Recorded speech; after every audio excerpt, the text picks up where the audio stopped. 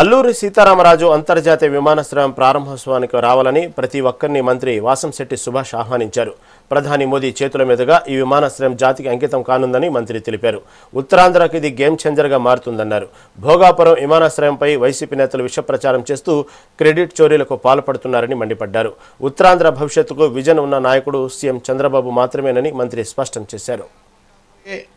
Alluri Sitaramaraju international ఎయిర్పోర్ట్కి మరి ప్రధాని గారు రావటం, గౌరవ ముఖ్యమంత్రి నారా చంద్రబాబు నాయుడు గారు, పవన్ కళ్యాణ్ గారు, లోకేష్ గారు కూడా రావడం జరుగుతూ ఉంది.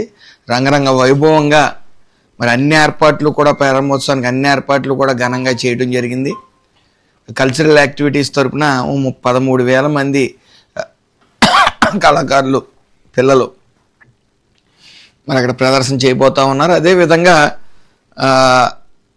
ముఖ్యంగా ఈ సుందరీకరణ పారిశుద్ధ కమిటీ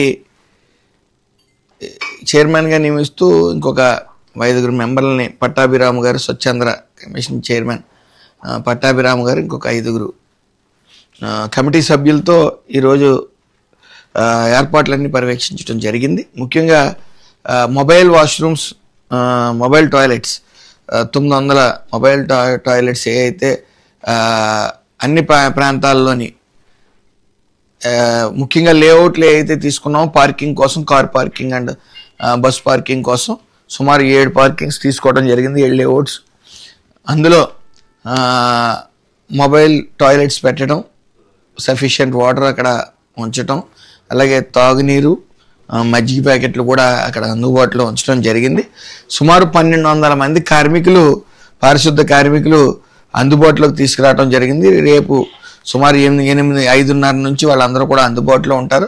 అలాగే విఐపి గ్యాలరీ దగ్గర కూడా పారిశుద్ధ కార్మికులతో పాటు శానిటరీ ఇన్స్పెక్టర్లు కూడా అక్కడ పర్యవేక్షణ కోసం అక్కడ ఉంచడం జరిగింది.